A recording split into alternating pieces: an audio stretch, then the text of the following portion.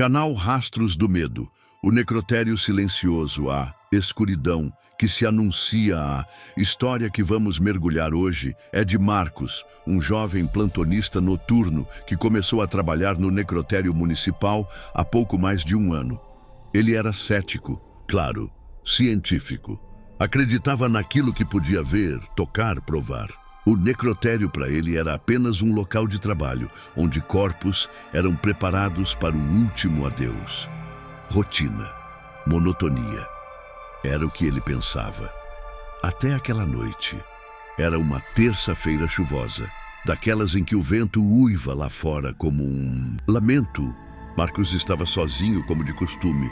O ar-condicionado parecia mais gelado que o normal e a sensação de vazio era quase palpável. A iluminação fraca dos corredores lançava sombras dançantes, transformando objetos comuns em figuras distorcidas.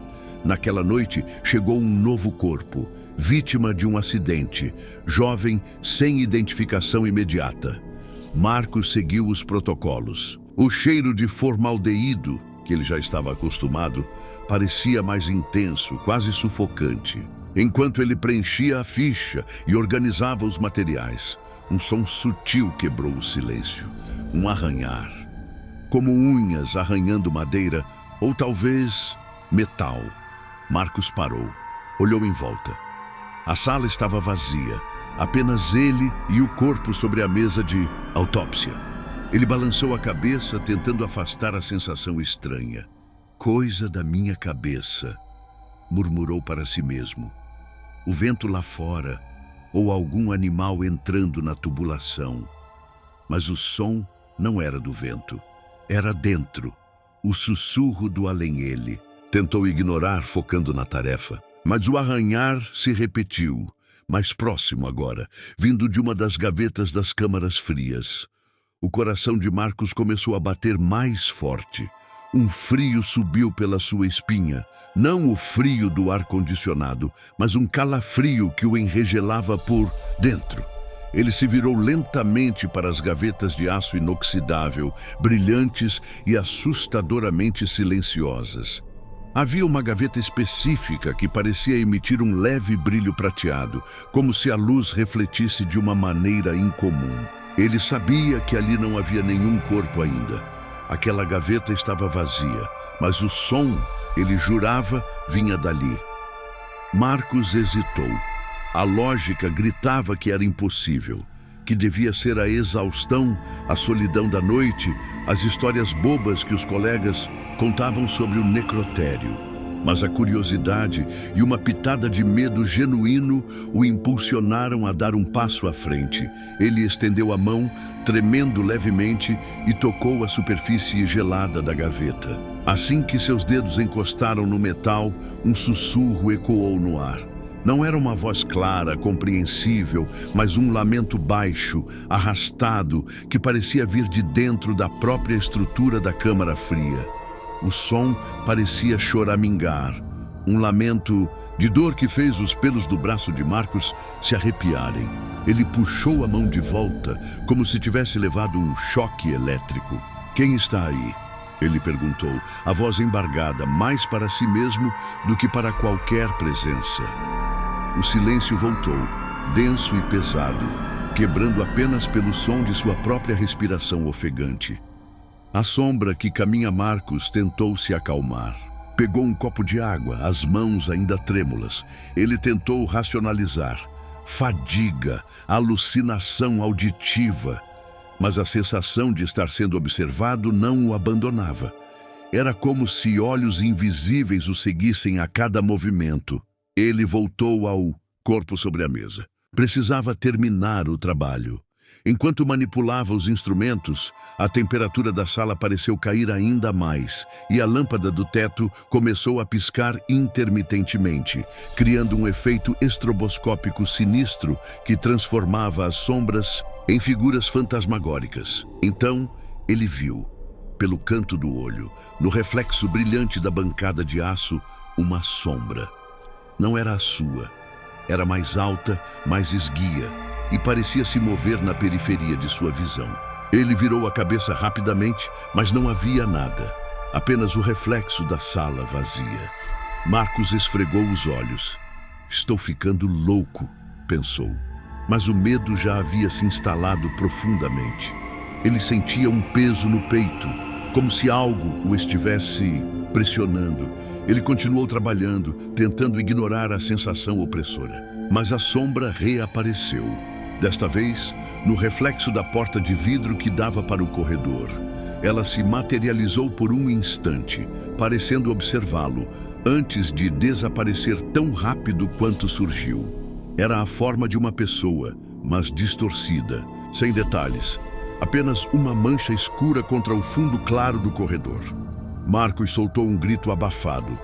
Ele se virou, mas o corredor estava vazio. O ar ficou pesado, quase irrespirável. Um cheiro sutil, como de terra úmida, e algo doce e pútrido preencheu a sala.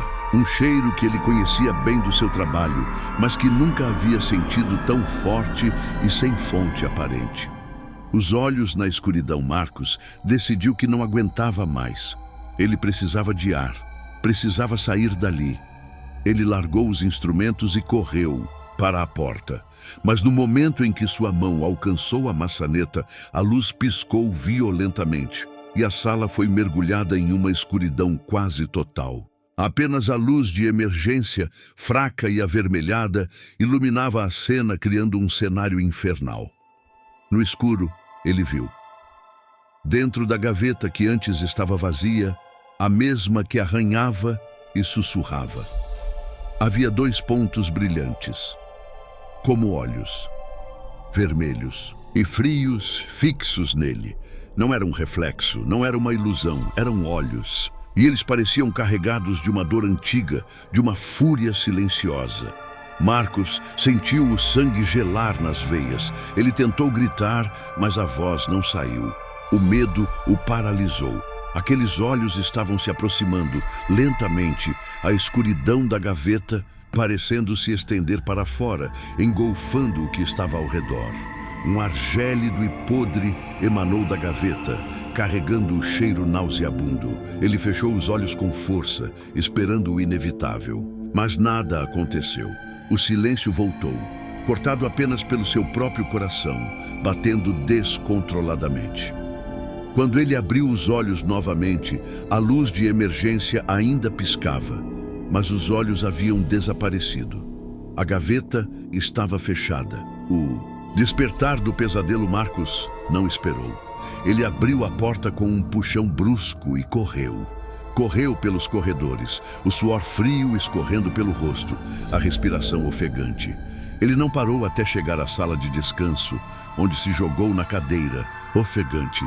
Ele tentou se convencer de que tudo não passou de um surto de estresse, que a mente pregava peças, mas a imagem dos olhos, o cheiro, os arranhões eram vívidos demais, reais demais.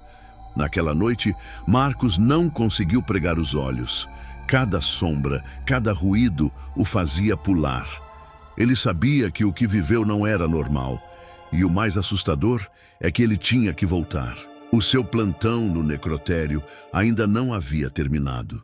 Quando a manhã finalmente chegou, trazendo com ela o sol e o movimento dos primeiros funcionários, Marcos sentiu um alívio imenso. Ele não contou a ninguém o que aconteceu. Quem acreditaria? Iriam achar que ele estava louco. Desde aquela noite, Marcos nunca mais foi o mesmo. Ele ainda trabalha no necrotério porque precisa. Mas cada plantão noturno é uma batalha contra o medo. Ele sente os olhos invisíveis. Ele ouve os sussurros. E cada corpo que chega, especialmente os sem identificação, faz seu coração acelerar. Porque ele sabe que no necrotério o fim pode ser apenas o começo, a verdade. Mais sombria aquele corpo sem identificação daquela noite. O que foi colocado na mesa de autópsia, nunca se soube sua identidade. Foi enterrado como indigente. E Marcos nunca mais conseguiu olhar para as gavetas das câmaras frias sem sentir um arrepio profundo. Ele jura que às vezes, quando o silêncio é total e o vento uiva lá fora, ele ainda ouve o arranhar e um sussurro, um nome que ele não Consegue entender, mas que parece chamar por ele. Será que o espírito daquele corpo sem nome nunca encontrou a paz? Será que ele ficou preso entre o mundo dos vivos e dos mortos, assombrando o lugar onde sua jornada terrena terminou? É uma pergunta que Marcos se faz todas as noites. E talvez seja uma pergunta para a qual não existe resposta. Apenas mais mistério, mais terror. E aí, pessoal do Rastros do Medo, essa história arrepiou vocês? Deu para sentir a tensão e o medo do Marcos? O necrotério é um lugar que por si só já nos causa calafrios. Mas imaginar essas experiências lá dentro é de gelar a espinha, não é mesmo? Se você curtiu essa história e quer mais relatos como esse, deixa o seu like aqui embaixo. Ajuda demais o canal a crescer e me mostra que vocês estão gostando do conteúdo. E claro, se ainda não é inscrito, inscreva-se no Rastros do Medo e ative o sininho para não perder nenhum vídeo novo. Ah, e para quem gosta de um bom suspense e terror, tem um vídeo que eu sei que vocês vão amar. E ele está aparecendo agora mesmo na tela. Clica lá e continua mergulhando no mundo sombrio dos Rastros do Medo.